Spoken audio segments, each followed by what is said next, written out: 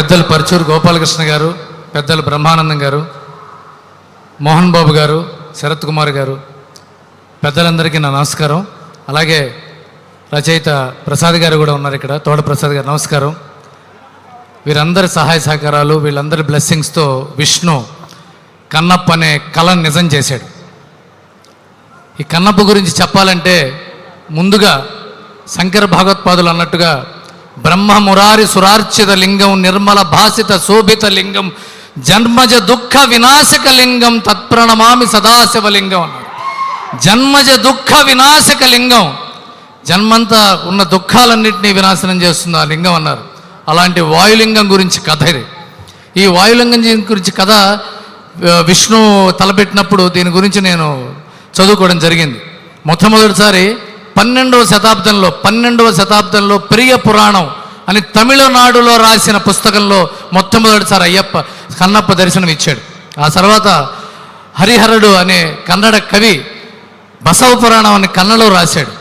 ఆ తర్వాత 16వ శతాబ్దంలో ధూర్జటి మహానుభావుడు విష్ణుమూర్తికి పోతన ఎలాగో శివుడికి ధూర్జటి అలాగా, అలాంటి గొప్ప కవి గురించి బ్రహ్మానందం గారు చెప్తుంటే ఒళ్ళు పులకించిపోయింది, రోమాంచితమైంది. అలాంటి గొప్ప వక్త, అలాంటి గొప్ప వ్యక్తి మనకి సినిమా ఇండస్ట్రీలో ఉండటం మనం చేసుకున్న సౌభాగ్యం. ఇలాంటి వాళ్ళందరూ, గోపాలకృష్ణ గారు డాక్టరేట్, అలాంటి వ్యక్తి ఈ స్క్రిప్ట్ మీద సూపర్విజన్ చేస్తూ అణువణువున చంటి బిడ్డని చేతిలో పట్టుకు నడిపిస్తున్నట్టుగా విష్ణుబాబుని నడిపించుకుంటూ ఈ సినిమా చేశారు. నిజానికి మీ అందరికీ నిజాయితీగా నేను చెప్పాల్సిన విషయం ఏంటంటే, కన్నప్ప సినిమా విష్ణు చేస్తా అన్నప్పుడు, మోహన్ బాబు గారు నిర్మిస్తా అన్నప్పుడు నేను కొద్దిగా భయపడ్డాను, కొద్దిగా బాధపడ్డాను.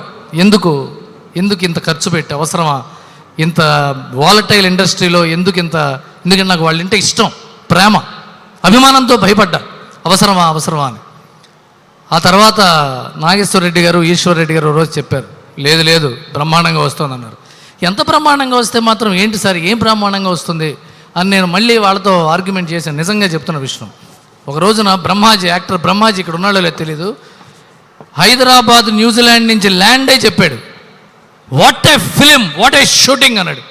ఏమైందన్నా, ముఖేష్ కుమార్ సింగ్ జీ ఆప్కే బారే మే బాత్ కర్ రహే హమ్, ఎక్స్ట్రాడినరీ సినిమా తీస్తున్నాడు విష్ణు, ఎక్స్ట్రీమ్లీ గ్రేట్ ఫిలిం చేస్తున్నారు అంటే. ఆ తర్వాత నేను మోహన్ బాబు గారితో కలిసి నేను చెప్పాను, బాగా వస్తుంది సార్ అని. ఒకసారి సినిమా చూస్తావా అని అడిగాడు ఆయన. చూస్తాను సార్ అన్న.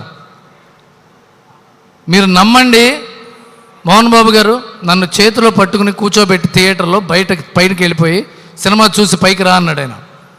ఫస్ట్ హాఫ్ చూడంగానే నేను ఒళ్ళు జలదరించింది.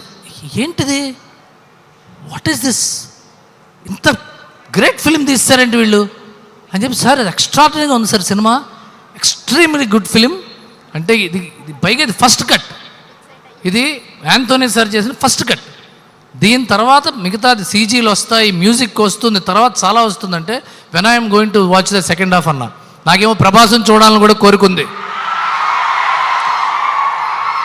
ఆ తర్వాత స్టీఫెన్ దేవసి గారు, sir salutes to you sir. Stephen Devassy గారు చేసిన రికార్డింగ్తో మోహన్ బాబు గారు నేను కలిసి స్టూడియోలో సెకండ్ హాఫ్ చూస్తుంటే, చివరి 10 నిమిషాలు సినిమా చూసిన తర్వాత ఫైనల్ రీల్ ఆఫ్ చేసి లైట్లు వేశారు. 3-4 నిమిషాల పిన్ డ్రాప్ సైలెన్స్లో ఉంది నాకు. నేను వెళ్ళి ఎలా చెప్పాలి నా ఆనందాన్ని అని లేచి వెనక్కి తిరిగి చూస్తే నా కళ్ళన్నీ ఆనందంతో ధార అయిపోయినాయి. చొక్కా తడిసిపోయింది. దిట్స్ నాట్ ఏ జోక్, అతిశయోక్తి అసలు కాదు. నేను మోహన్ బాబు గారి దగ్గరికి వెళ్ళి ఆయన చేతులు పట్టుకోవాలా, కళ్ళు పట్టుకోవాలా అని తెలియక, ఆయన కూడా అలాంటి కన్నీళ్లతో లేచాడు. ఇద్దరం కౌగిలించుకున్నాం. సార్ విష్ణుకు ఫోన్ చేసి చెప్పాలని ఉంది సార్ ఈ ఆనందం అన్న, ఎక్కడో చెన్నైలో ఉన్నాడు అన్నాడు. నాకు ఎక్కడున్నా పర్వాలేదు సార్ అని చెప్పి ఫోన్ చేస్తే మీటింగ్లో ఉన్నాడు. 2 సార్లు 3 సార్లు 5 సార్లు చేసా ఫోను. 5వసారి ఎందుకు అర్జెంట్ ఏమో ఎత్తాడు. ఎత్తిన తర్వాత నాకు మాట్లాడడానికి మాటలు రావట్లా. ఏం మాట్లాడాలి, ఎలా ఉందని చెప్పాలి సినిమా, ఇంత అద్భుతంగా ఉందేంటి sir. I will promising you guys, interval తర్వాత 15వ నిమిషంలోనో 16వ నిమిషంలోనో రెబల్ స్టార్ ప్రభాస్ ఎంటర్ అవుతాడు.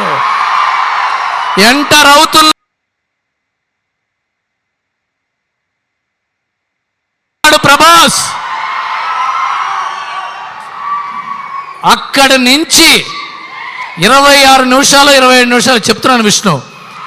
ప్రభాస్, విష్ణు, మోహన్ బాబు గారు, అక్షయ్ కుమార్,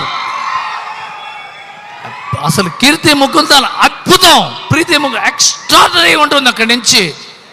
ఆ తర్వాత మొదలవుతుంది Vishnu performance, Stephen Devassy re recording song ఉంటుంది.